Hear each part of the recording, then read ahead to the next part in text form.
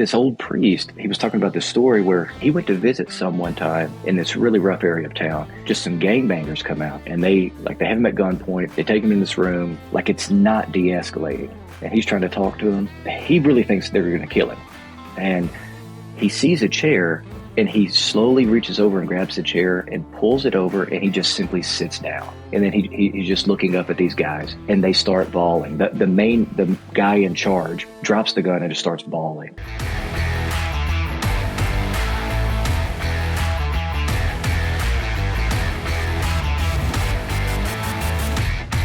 Father Stephen Gadberry, welcome to the conversation. Glad you're here today. Hey, Ryan, thanks a lot. I'm looking forward to the conversation. You know, one of the things that I was thinking about as we'd have this conversation is the fact that when most people think about spirituality, Catholicism, Christianity in general, I don't think they conjure up images of how you show up. Mm. And I'm seeing this trend, this move, and I say that in a good way, but I see this trend where more and more men are bringing masculinity back to the church, which I think is much needed. Yeah, man, thanks. It's I grew up on a farm in the Arkansas Delta, and so and then was in the military for a little bit. So kind of like a rough life, not rough like bad life, but just a manly life is what I grew up in, and you know, it's exhausting to be fake. So I just try to be the authentic me and lift weights and go hunting and love Jesus and love the people. Do you feel like there has been some sort of emasculation in the church, and do you feel that shifting culturally? Because it seems to me, even just over the past several months, I think there was a big resurgence in the church and revival when Charlie Kirk was murdered, and I'm sure there's other events that have transpired that have made that the case. But I'm curious what you think about it. Yeah, unfortunately, from like the '60s up until probably the late '90s, there was this thought or this mindset that. And this isn't for all, like I'm not trying to make a blanket term, but it was pretty generally accepted that if you were going to be a religious leader, you had to be this super gentle, passive, quiet individual, meek and not push buttons, not challenge people. And that won people's emotions. It won their emotions over a little bit. It made them feel warm and fuzzy. But man, when life hits hard, warm, fuzzy stuff doesn't get you through. It's the sacrifice of love, and the sacrifice of love has to be proven, and so anyhow, we could talk all day about this whole subject, about this masculinity, and then now this turn back to a more pronounced masculinity. And I think there's definitely a shift from shifting from the religious leader regardless of the denomination, like the shifting from this idea of I want to be like Jesus, the warm fuzzy guy, and I don't mean that like in a bad way, but like Jesus that makes me feel good, sure. Versus like Jesus Christ crucified out of love. And so there's like this love of the cross that's stirring in men's hearts, and I think there's definitely more of that. Yeah, I mean, I'm glad to see that be the case because I'm Christian. I wrestle with my faith at times, but I think one of the things that turned me off to certain congregations, certain denominations that I've been part of, and I don't think it speaks broadly about it, but there were certain individuals that were leading these congregations that I just felt like were not representative of what it meant to be a man. And it didn't seem like to me that it was indicative of the Christ that I know or believe. And I felt like it was that cultural conditioning had just made people weak, almost as if they were afraid to represent Christ correctly in fear of what culture would say or believe about them. Yeah, I think a lot of this shift started happening right around the COVID time. And if we think back, it's not too far away that we were in those moments. There was so much muzzling of humanity, putting filters over people. In some ways, in some ways, you weren't allowed to say what was on your mind. But then you had this other extreme of people making up the most random stuff, like changing their, could identity stuff. It could be like wrestling with who they are, and like it was just these radical extremes, and that started to pull the scales off people's eyes, and they were just like, Now, we can't live in these extremes. We need truth. And I mean, the truth is, it can be tough, but it's tough because it brings the sword of like light and darkness. I think that's what it seems to me that men are resonating with, and even young men. There's a resurgence with young men attending and being more spiritual and religious. I just heard a quote. I think it's from Martin Luther. John Lovell, the warrior poet, just shared it with me, and he said, Martin Luther said, and I'm paraphrasing, but peace if possible, truth at all costs. Yeah, that's 100% agree. Christ didn't come to bring peace; he came to bring the sword. That's taking one simple verse, but to live in truth requires us to make hard decisions from time to time. And a lot of times it won't feel good.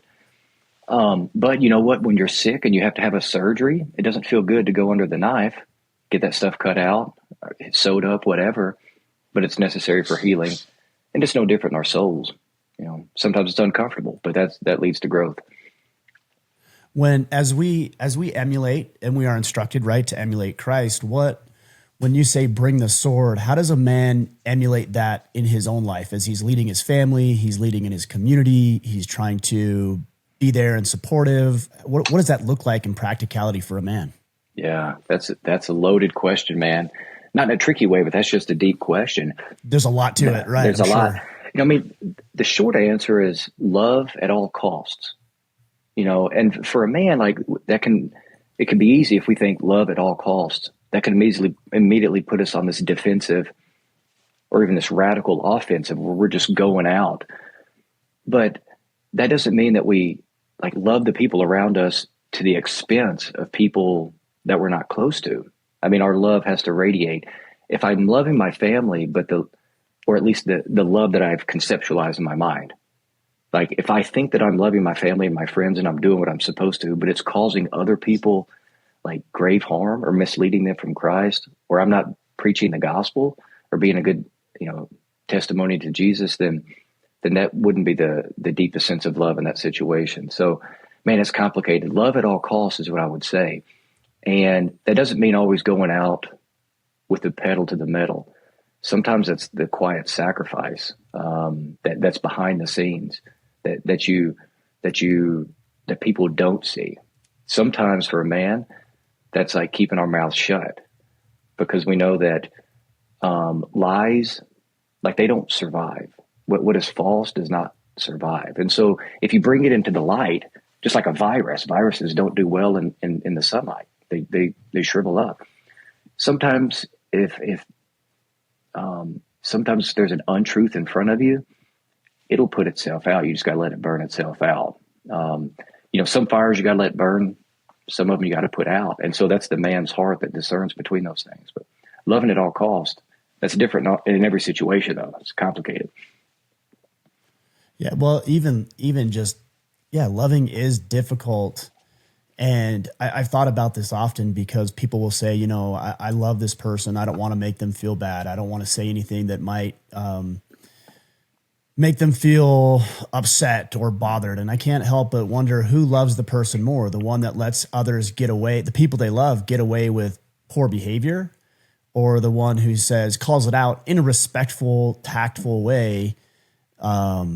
Even though it's going to be uncomfortable for both, I think the one who loves more is the one who says the truth. Yeah. Brian, it's cool that you say that, because about a month ago, I was really convicted. I was reading this short article from Pope Benedict XVI. He was the two popes before. So we got Pope Leo now, Pope Francis before him. And the previous one was, three popes ago was Pope Benedict, the German. Mm-hmm. They called him the German Shepherd.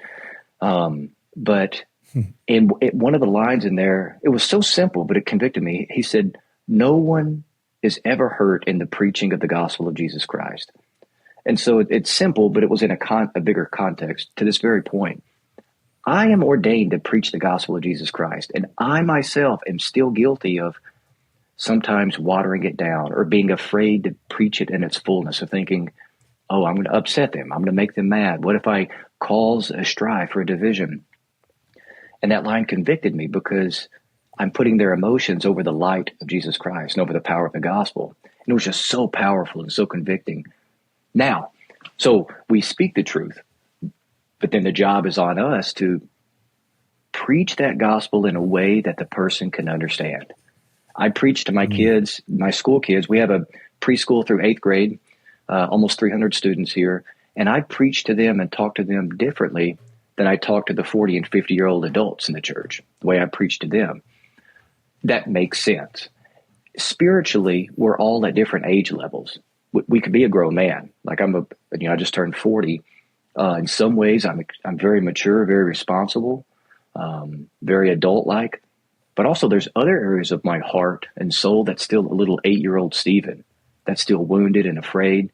And so the point I'm getting at is we preach the truth always, but then the impetus is on us as the preachers of the gospel. That's all Christians. We're all called to preach the gospel. The impetus is on us to preach it in a way that the listener can understand it.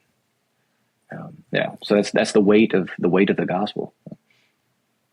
I think that's really powerful because, and I don't see it as much anymore. Maybe it's just because I tune it out now, but there was this trend where it was the 0 F's mentality. I don't care what anybody else thinks. If they don't like what I have to say, that's on them. And while I can understand when that sentiment makes sense, if other people are trying to persuade you from doing what you know is right or keeping you from pursuing a righteous path, then sure, we shouldn't care or worry about the opinions of others. But I can't help but think whenever I hear somebody with that mentality question their manhood, and the reason I say that is because as a man, either we are or ought to be capable of listening, of understanding, of reading our people, of seeing what they need from us, how they need to show up, and I take my kids. I've got 4 kids. My oldest, I can be a little bit more stern with him because we're similar personalities, and that's fine with him. My youngest son, I can't be that way with him, not only because his age, but also his demeanor and his personality, and I have to approach discipline different with him. So I'm glad that you're saying that because too many people, especially in this space of influencers or content creators, these terms you want to use, is everybody just says it's my way to the highway, and if they don't like it, screw off, which I just don't buy into that. Yeah. 2 things come to mind, like two quotes or 2 lines. One from Jordan Peterson. I don't remember exactly what it is, but he has said countless times, more or less in these words, like men don't need to be nice. Like we need to be just savages, animals, but know how to control it. So the 0 F attitude is like, no, yeah, okay, you're an animal, congratulations, but God gave you a brain, and that's what sets you apart from animals. So now why don't you decide how you use that energy? And that's what sets it apart. Like, dude, this is like, I mean this in like the most holistic way of anthropology of humanity. Like a man that is just masculine and is strong and powerful, but can control himself is like, he inspires me. I'm like, man, I want to be like that guy. But to have the weapons and know how to use them, but also know when to use them is like, that's a pretty high mark of masculinity. What does it take to temper some of those primal instincts, we'll call them? Because we all do, right? As a man, I get frustrated. I get defensive. I get angry at times.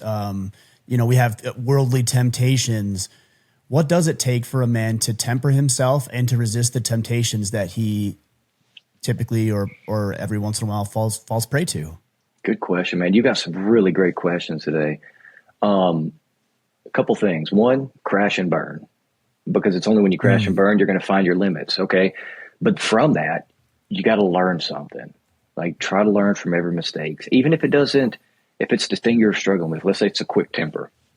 Okay, keep losing your temper, but don't just be okay with it. Like try to find what sets you off, or what are the markers. A lot of times, for example, we can lose our temper, and here's a perfect example.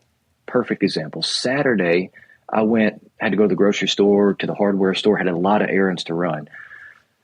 I hadn't eaten all day. It was around 2:00 in the afternoon. I didn't go to the restroom that whole time. I drank a bunch of water that morning, so I had to go to the bathroom, and I was hungry. And on the drive back, it's just 1.5 miles back to the church from these stores.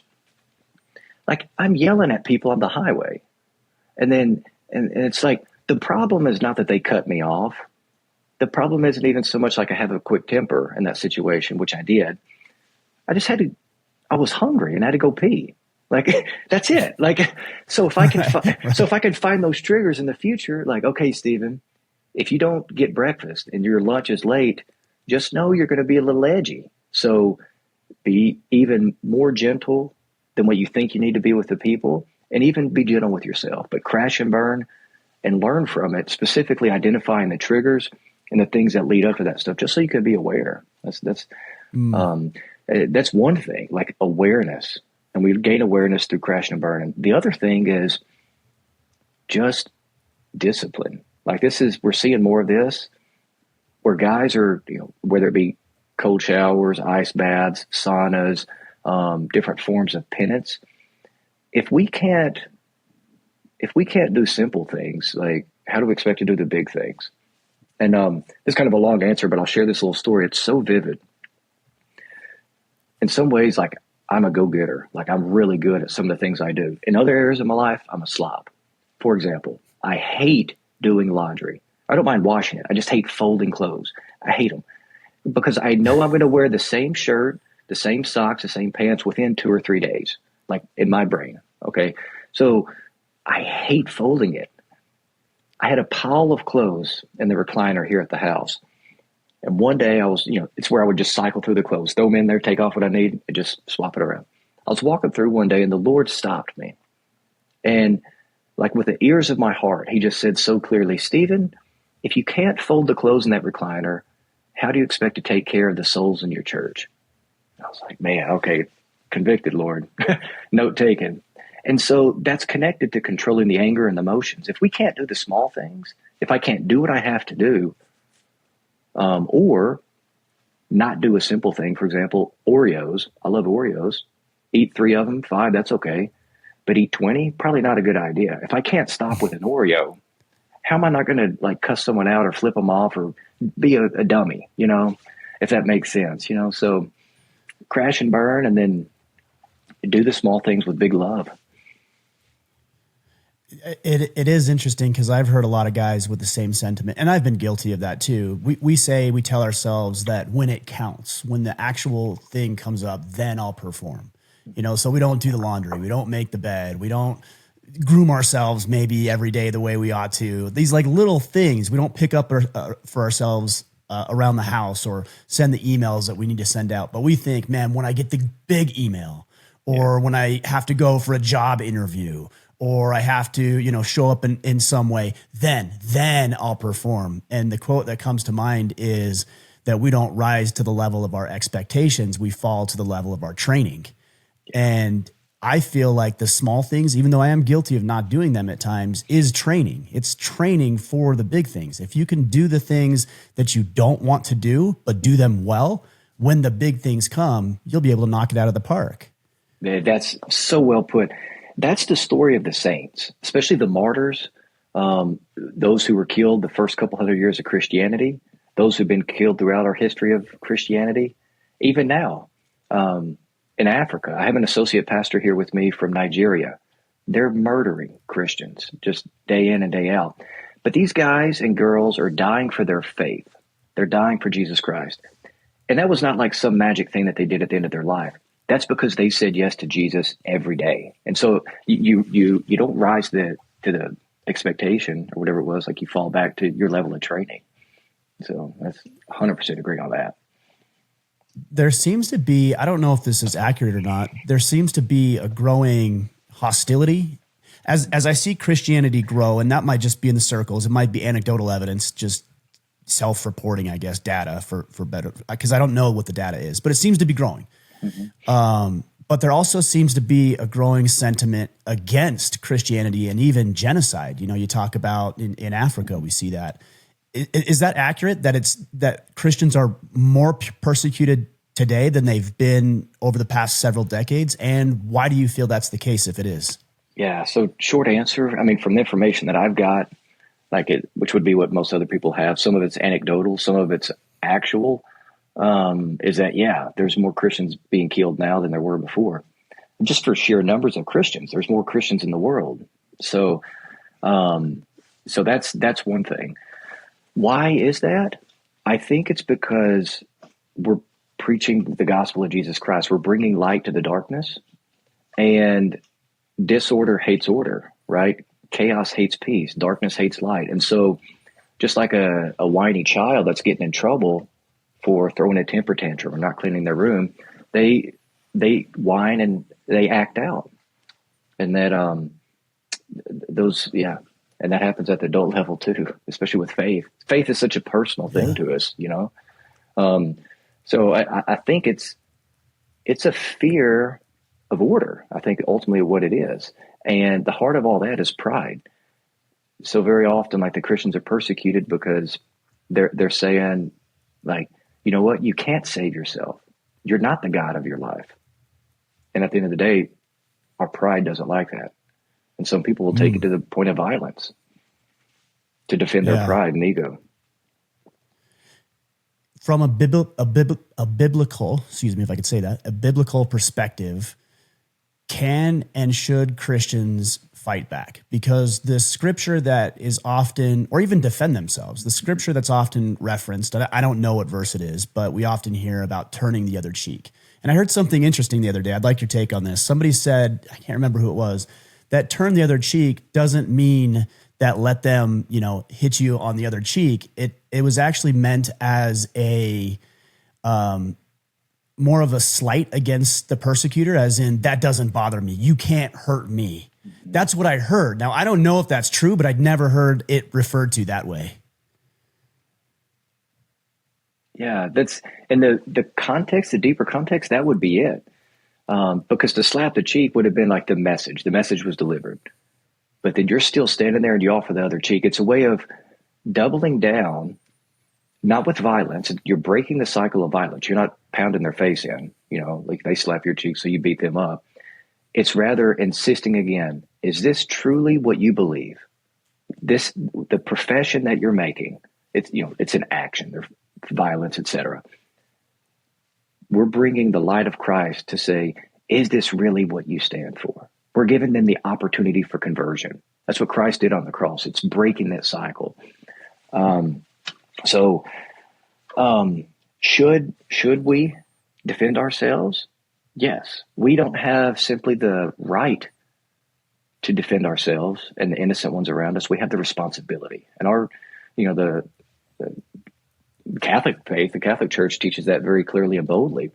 That doesn't mean we go out searching for heads, right? But if someone comes, let's go to the school, for example. If someone comes to this school and starts just wreaking havoc on the school kids and the teachers and the building, and I go hide, that act of cowardice, I think some of it would be a sin. I think there would be sinning in that. If I did not risk my life and I see my small kids here being hurt, like, that's on my soul. The pain that they're being inflicted upon them is not just from the perpetrator, but also for me as a father not standing up and standing into the breach, So we have the right, but we also have the responsibility. And again, going back to preaching the gospel, it's on us to discern that properly.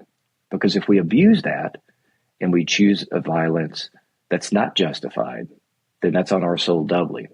And so stand the ground, preach the truth, know your weapon, but have restraint. That's kind of the short answer for that. Yeah, that's such a fine line, because it's hard to know what is appropriate and what isn't, mostly because we're human beings. Right. And for many men listening to this podcast, they're probably, like myself, more prone to proactivity, which also then taken to the extreme means reactivity. Yeah. Which sometimes we don't think things through properly. I know for myself, compassion isn't high on my list of characteristics or traits that I'm proficient with. So it can be a challenge. And like we were talking about earlier, it is hard to temper yourself. I want to go back actually to something we were talking about earlier too, when you were talking about how it's our job as the people communicating a message to do it in a way that other people that we care about receive it. I was reminded of a pastor of a Baptist church that I belonged to when I was in Maine. And I think probably for the first time in my life, when I heard him speak and present the gospel, he was unapologetic about it, but he wasn't prideful or arrogant.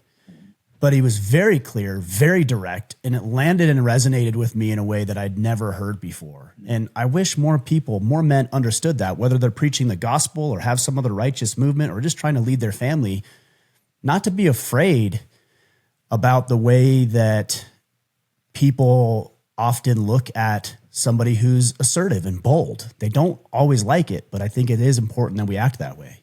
Yeah. Preach the gospel and put the ball in Jesus' court. Like put the ball in his hands. We're on the same team. He may give it to us to dribble some, to preach the gospel, to share this message, and then let it fall into his grace. We continue to preach, but we have to do it with boldness and conviction, and trust that he'll water the seeds at the right time. There was connected with this, like preaching the gospel, not running away, but connected with the whole violence thing and defending yourself before. When I was in seminary, I had spent a few days with one of the founder of, I think it's called Boys Town in Omaha, Nebraska, and just a beautiful place. They take in these boys and girls of all sorts of backgrounds that just need a home, and they love these kids. Well, this old priest, he was talking about this story where after the boys grow up and they go out, they'll get jobs and everything. He went to visit some one time in this really rough area of town, and then just some gangbangers come out, and they have him at gunpoint.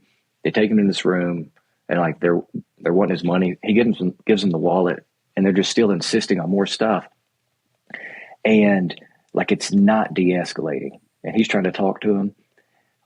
They don't want to have anything. It's just he really thinks they're going to kill him, and he sees a chair. And he slowly reaches over and grabs the chair and pulls it over, and he just simply sits down.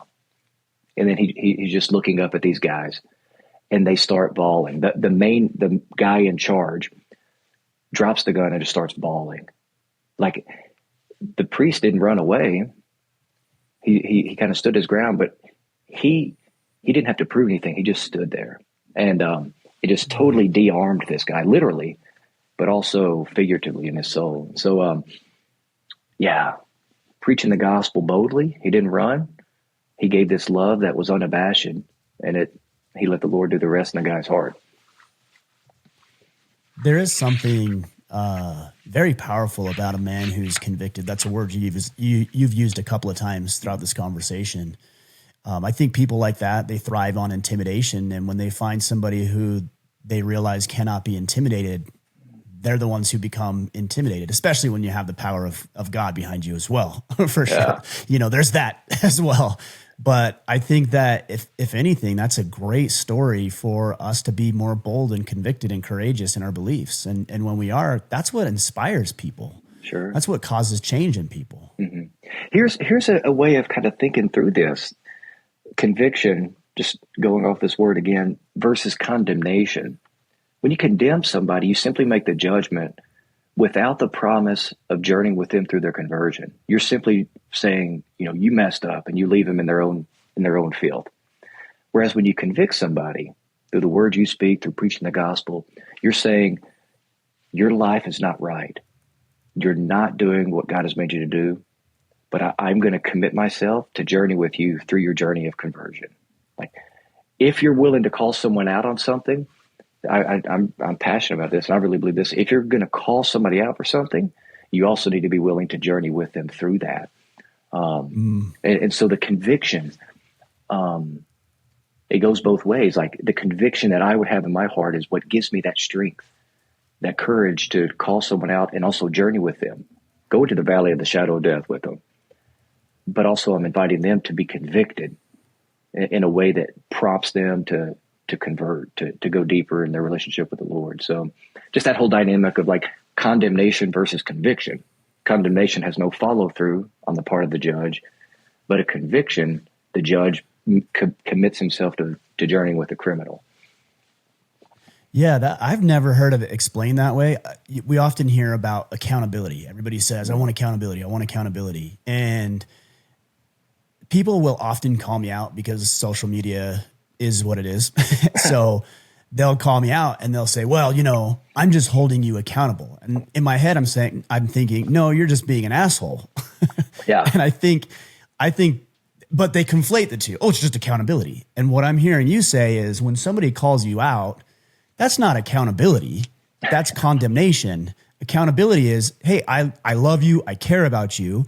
I see you messing up, and let's walk the road to healing together. That's accountability. I've never heard it said the way that you said it. That makes a lot of sense to me. Yeah. Man, I think a telephone company, if they made a model of a phone that had a fist, and every time you type something stupid on your phone in the com boxes of the social media, like it would punch you in the face, I think the world would change very quickly.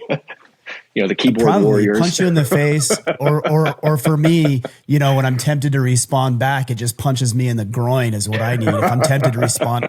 So I think if it worked both ways, because people are crazy on social media, but you know what? We engage with it too. So exactly, it's on both sides, I think. Right.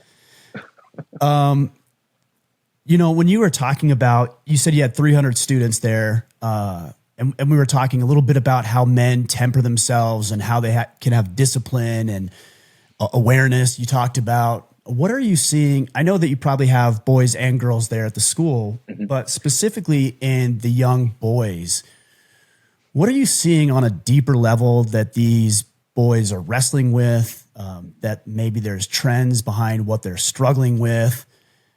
I just feel like as men, we need to think about and look to the next generations and how we can set them up more successfully for life. Yeah, man, there's a great book. You may have read it. I think it's called Wild at Heart by John Eldredge. I love, yeah. I mean, yeah, he's been on the podcast a couple of times. That book transformed my life. It's phenomenal. And you apply those principles to the kid. These boys they're Tasmanian devils, and you just have to help direct their energy. But you have to do it in a way that's proper to them. And so what they're doing is like they're trying to learn how to bridle this energy that they've got. And that could be unpacked in many ways. Physical energy, just being rambunctious kids, but also emotional energy. They want to find a fight to fight, a woman to save. They want to be a hero, all the stuff that Mr. Eldredge talks about in his book. And so it's our job as the mentors to teach them how to do that. So I see this all the time.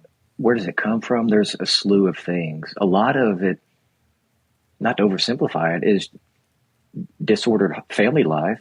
And it doesn't even necessarily mean like mom and dad are having bad problems. But a lot of times mom and dad don't even know how to do the simple things.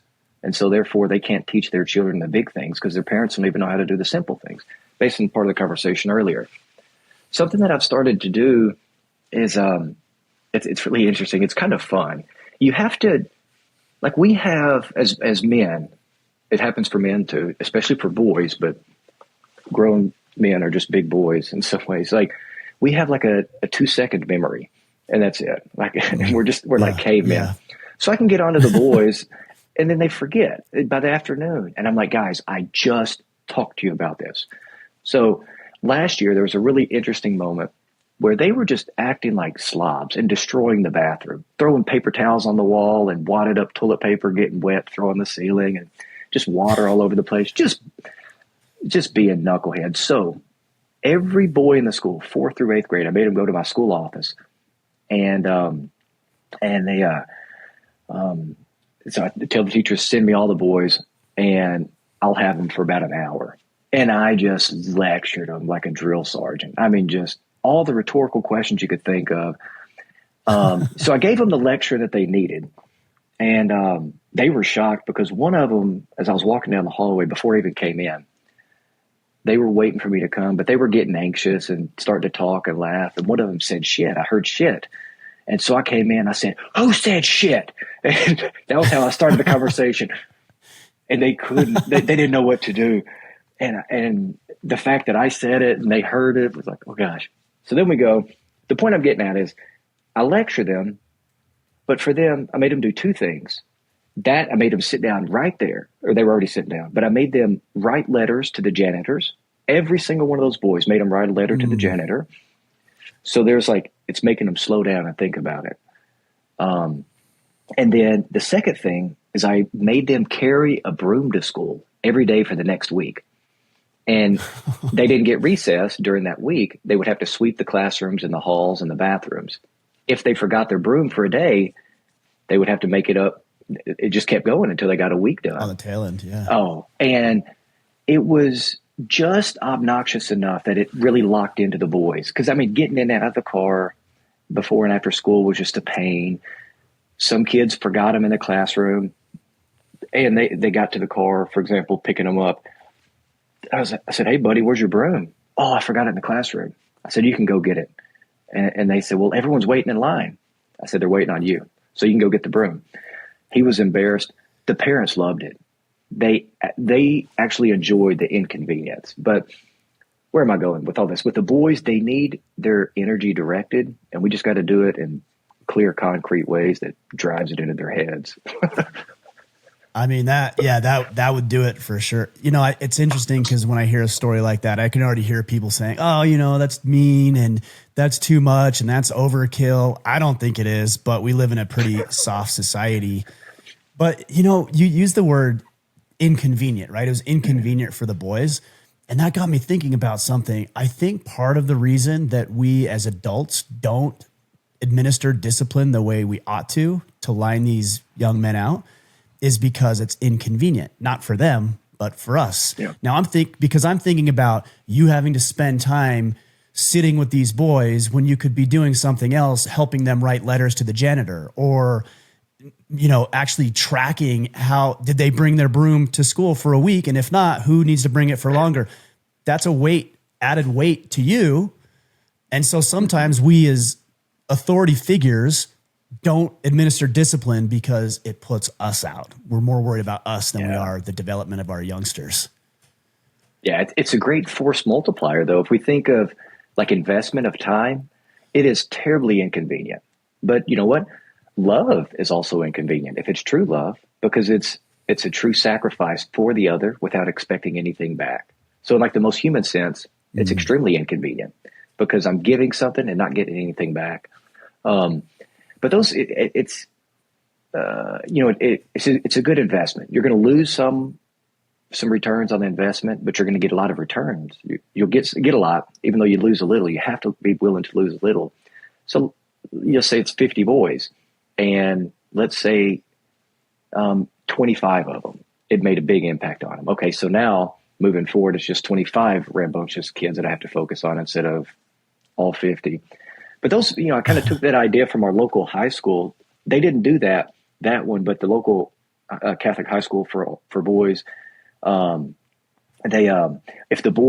they get caught like throwing trash on the ground, they have this big 55-gallon trash can with backpack straps on it, and the boy has to wear it around the school for the day. And then the other kids just throw trash into it. Another one is that if they're in the line, for example, in the cafeteria, and they say something disrespectful to another student or a teacher, the different like pillars or the columns around the cafeteria, they make the boys hug it. So they learn to love more. So they hug that until everyone goes through the line. But a little bit of public shaming is I think a very healthy and holy thing. We should feel, after we sin, we should feel stupid. Because sin is stupid, and our world has patted us from that too much, and that's an investment. Like we got to be willing to pay the price. Yeah, I mean, the concepts you're talking about are not new concepts, but it seems like they're totally foreign to so many people because they just don't do this type of stuff, and it seems mean, but it's not. Yeah. It's like we said earlier, it's not mean to discipline a child who needs to be disciplined. It's actually, I care about that child and their development. We had this, when I was a kid in elementary school, we had this mean lunch lady. She was mean, and we all hated her. And whatever we didn't eat, we'd always make, as boys do, weird concoctions out of our food, you know? So we'd take like the bun, like the burger bun we didn't eat, and like dip it in pickle juice and spread ketchup on, you know, whatever we could do, right? But if she caught us if she caught us playing with our food, she would sit there and make you eat whatever you conjured up. So all of us boys would try to make the grossest thing and not get caught. But every once in a while, I don't know if I ever did, but every once in a while, one of my friends would get caught and they had to eat this nasty thing that they just prepared for themselves. Back to tough love. I mean, that's it. So you said y'all hated her. If she walked up to y'all now, I bet you'd give her a hug and you say, Probably, thank you. Like I couldn't stand you, but you made an impact on me, like she wasn't afraid to teach you guys. Oh man, that was good times for sure. I agree though. The guilt and the shame done properly can actually be, and that's the thing in society too. You don't even see it. People have no shame. The things people say and do, the information they put out there to the public, it's like, where is your sense of shame? And you're part of a society, whether you want to be or not, you're part of this society. So act like a responsible member of the community that you belong in. Yeah, I agree 100%. Well, to go back to something I did want to ask you, and maybe this is along the lines of guilt and shame, is, you're convicting people to change their behavior through the word of God, right? And you've said yourself that you fall short in many ways. How do you reconcile or even handle calling somebody to do something, to behave a certain way, with a behavior that you wrestle with and struggle with yourself? Yeah. Honestly, I think that helps me to preach the gospel more effectively, because it's Christ who saves, not Stephen. It's not the preacher that saves, it's the Lord. And if we can do it from our own lived reality, and I can preach the gospel of salvation as a man that's broken and saved and still being saved, because I'm still a dummy, like, that gives me some credence. Like, if I stand up there and for my little ivory palace or whatever, and I throw stones, but I live in a glass house, then like the people, we can only put up with that for so long, But if there's some radical authenticity, it breaks down barriers. They say, okay, this guy's preaching the gospel to me. He's a chump, just like me. But you know what? He's struggling. And so what I really a big thing for me and my vocation, my calling as a priest, and the way I preach the gospel is to really share the struggle. Because unfortunately, many preachers have failed us in saying that if you're struggling, you're messing up. Actually, I would disagree. If you're struggling, that means you're still in the fight. And salvation is a lifelong journey. And so to share the wrestle, to share the struggle with people, all the crashes and burns, but also the victories and graces, like, that empowers them. And it's just cool. It's just cool. So, there's really not much reconciliation there other than me just saying, you know what, guys, you're broken. And I am too. And it's not fun. Actually, it sucks to be broken, but I can still do dumb stuff. And so here's some things that I've been doing to trust more in the Lord and less in me, and just kind of go from there. I like that humble approach because, and I've been guilty of it where I've, pointed my finger at people and said, do this, do this, do this. This is how you be a man. This is how you show up. And I wasn't showing up that way. And I remember, a little over 3 years ago now, where I told the people listening about my alcohol abuse. And, I got beat up pretty good over that one, rightfully so. But it was amazing to me. One of the unintended consequences that I did not expect is how many people would reach out to me and say, Ryan, thank you for sharing that publicly, because that's something I'm personally dealing with. And then my subsequent divorce, same thing. People came to me and said, man, thank you so much. And I've had people ask me, how can you continue to lead in this movement that you are, teaching men how to build their families, serve their significant others, grow a business, get in shape, when you've struggled with these things? And I said, yeah, I'm actually more equipped to do it now because I have a level of understanding and empathy for somebody dealing with addiction or somebody who's gone through a divorce that I frankly just wasn't aware of before. It makes it more compelling because I understand what it's like to be in that situation. Yeah. So well said, man. So well said. It's, yeah, we're, yeah, you've been through it. And so like you can identify it. And it's, a lot of times when we're deep in sin, we're blind to it. And it takes someone else that's been in the sin, even if they're still in it, to say, hey, listen, I see you doing this. You know, I used to do it and I still do it. And it's not good for me. And I can tell that you're not aware of it, but it's hurting you, buddy.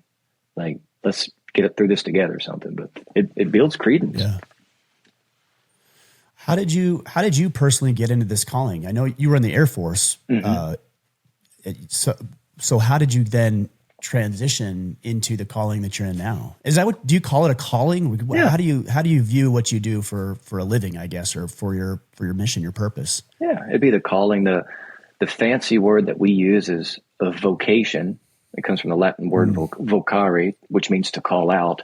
A vocation versus an occupation. An occupation is something you choose, a job you choose, things you choose to do for work, for business, etc. A vocation is something that is gifted to you.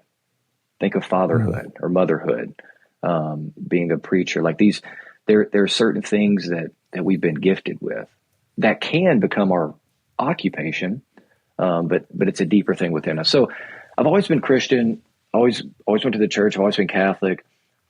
We always went as a family. It was always this very big, tight-knit family thing, which was great. Made me a good team player, made me good with obedience, made me good with discipline and hierarchy and structure. Like, all right, mama says do this, we're doing it. If grandpa says we're going, we're going. Like, so, you know, if I can't listen to my mom or trust my grandparents, how can I expect to trust in God? You know, so this whole family unit, which was good. When I went to the military, that was my first time to like be in the world on my own by myself. Of course, there's people around, but like away from the family. Sure. And of course, I mean, you can lose your mind fast when you leave home like that. Fortunately, maybe some of that good guilt growing up, like carried along with me, that good Catholic guilt that people often joke about, carried that along with me. And I toed the mark. I was pretty good. One of the things was like, I kept going to church. Even if I went out partying with the guys on Saturday night, Sunday, all right, I feel like shit, but I'm going, like, cause it's not a negotiable, right? So go, and then just started praying more, reading the scripture more. And then I would get these random ideas. It started out as like random ideas. I did logistics. And so I would be working in the warehouse, doing stuff on the forklift, doing quality control, whatever it may be. And I would be, for example, doing munitions. And then as I'm preparing the munitions to ship, I would think of priesthood. Like, you don't think of bombs and priesthood at the same time, you know, or if I was on the track, if I was on the forklift, you know, doing this stuff like in a really intense moment. And then I'm thinking, I wonder what it would be like to be at the church now. Like, okay, that's kind of random. And then I started paying more attention, and then they became coincidences and like happening more regularly. And then before long, I was like, okay, something is going on here. This isn't like some ADHD thought. This is like something beyond me is reaching into my life. And I started praying about it. And it became very clear that it was the calling. Like God was inviting me to do this. In the midst of all these things that I love doing, he was giving me these ideas in the middle of it to say, Stephen, you love what you're doing. You're good at it. But there's something even more I have for you. Will you drop your nets and follow me? So this was in 2007. You know, we're pretty big into the war in Iraq and Afghanistan at that time. And I did logistics. I was hazardous materials qualified. I was really good at what I did in the unit. And the chances of me getting out with the qualifications I had were next to none. And so I was like, all right, God, it's in your hands. So I submitted a packet for early separation. And 10 days later, got it back from the Whoa. Yeah, it was crazy. Nothing happens in 10 days in the military. And nothing at all, right? and so that in itself, like that was kind of the last thing to say, God, you know, it's all right. I've done my part, so you got to do the rest. And then he does, and he says, checkmate. I'm like, damn it. All right, let's go, dude. And so, then I go to seminary in 4 years in Louisiana with Benedictine monks, studying philosophy, and then 4 years in Rome, Italy, studying theology. So just really, really cool experience, man. So that's kind of the calling and how I got here.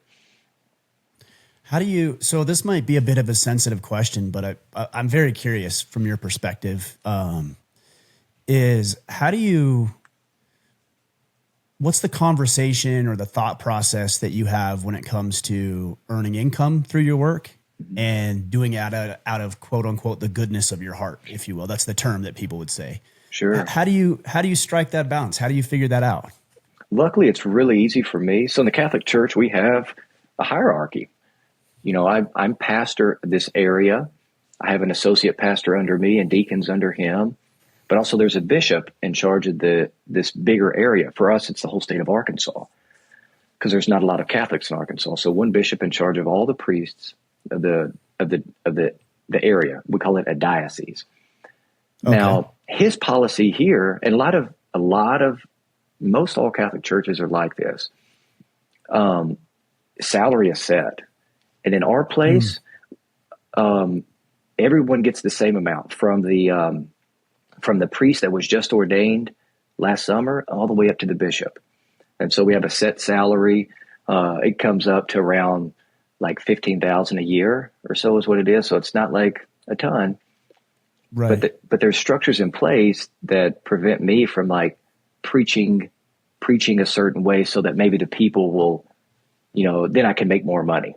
Because that can really mess up the preaching of the gospel. When your salary depends on what you preach, man, you can really change what you preach. And yes, you can. And so, they take care of the house for us. There's a little a rectory is what we call it, or a parsonage where we live. And so, and then I make knives on the side. That's just a little hobby of mine. That helps me to make a little bit of money to pay for my hunting hobbies, and which is a lot of fun.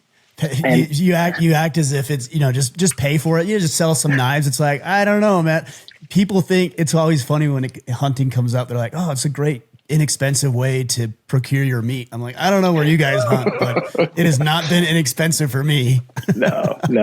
I do, make knives and stay up often way too late making them. They're fun. And still not a pro at it, but I can make some pretty cool ones. But also, all my money I pretty much save to hunting and do that. So to answer your question, for us, it's easy because it's set. So I can't do anything to make more or less. So I got nothing to lose. Just go preach the gospel. Yeah. Yeah. I've always been curious about how that works. Cause you hear these stories of these big mega churches and, the founders and pastors and preachers of these churches, just making a gazillion dollars, and it gets a little out of hand, I think, at times. And I'm always curious how that works. Yeah. So for us, that's the checks and balances. It doesn't matter what institution you're in, you're going to have broken players in the game. And so guys could cook books, they could skim some money, they could, and it's happened, but it's definitely not the right way to go. And at the end, we always have to give an account for that. So. Right. When you were talking about how you got into this vocation, you were talking about message from God, or the way that he communicates with you. And I'm actually very curious about how he speaks to you. I was listening to your conversation with Sean Ryan. I think that was earlier this year. And he was talking about how he kept seeing the numbers, the 444, I think was the numbers that he kept seeing. And then there was a scenario where he saw a woman with a lion head on her shirt, something along those lines. And he felt that those were communication from God. How does he communicate with you? Yeah, great question. Sean's a really cool guy. He is. Yeah. Just a great friend. I'm grateful to know him. It's, grateful to call him a friend and have that friendship. And, sometimes it will be external signs like that because, as I mentioned earlier, like we're cavemen and we just need simple stuff. And so sometimes I'm like, oh God, me need sign. Hey, give sign, God.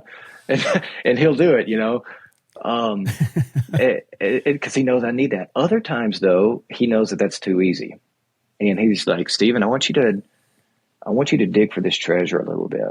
And so, through silence is one of the biggest things I think our men in our culture and society need, to spend time daily in silence.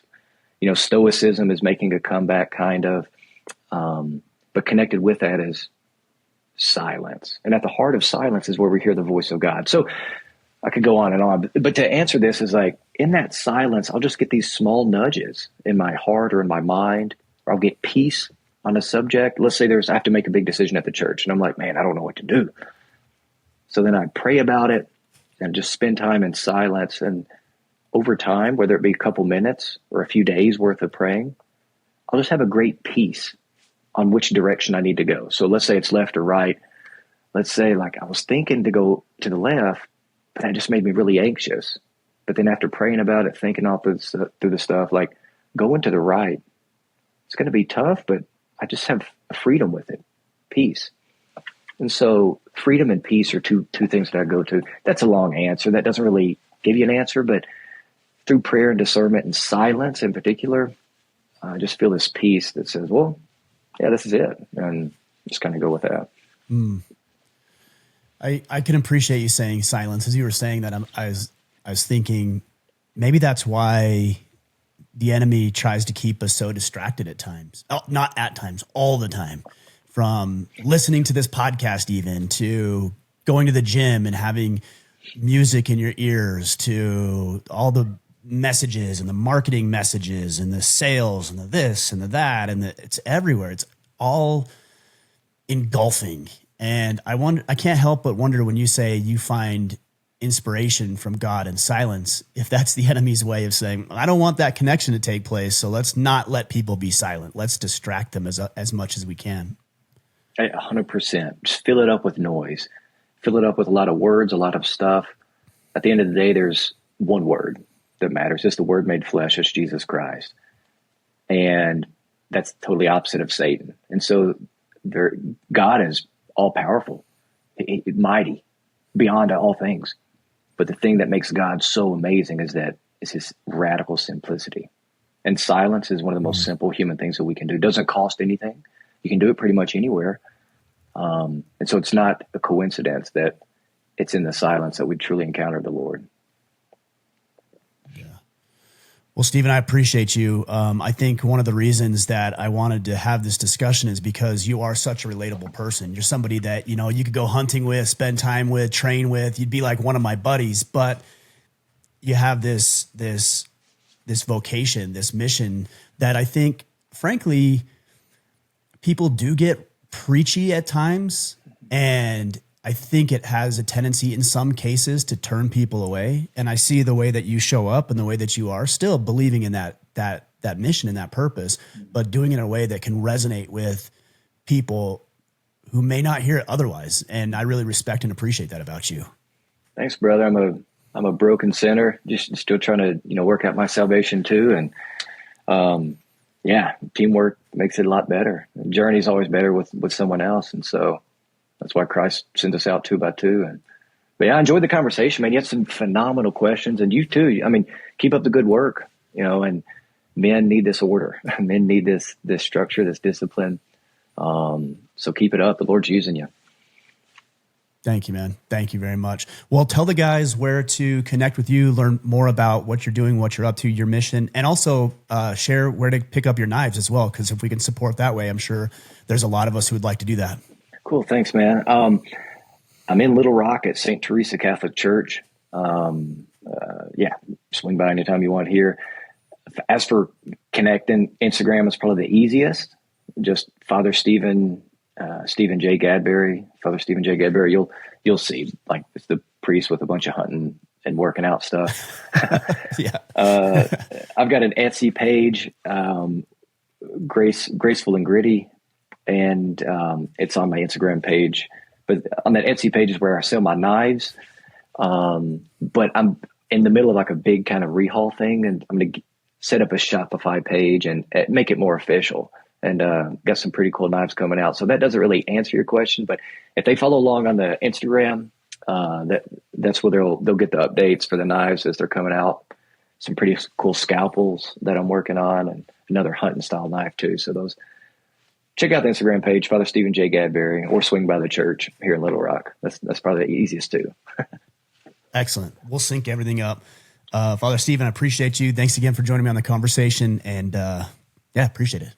God bless. Can we finish with a prayer? You want to say a little prayer for us? Would love to. Can you say it? I'd love to yeah, sure, say it if you don't mind. Yeah. Good and gracious God, we give you thanks for this day and the gift of life. I just pray your abundant blessings on Ryan. Continue to work in and through him. Give him a double portion of your spirit. Be with me as well, so that both of us may preach the gospel boldly, courageously, and with a gentleness. We pray for all the men that will listen to this, that you fill their hearts with all of your virtues, all your grace, all your love, so that their hearts may be conformed to your heart, that most sacred and merciful heart of Jesus. And God, our Father, we ask all this in the name of Jesus, our Lord. Amen. Amen. Thank you for that. Yeah.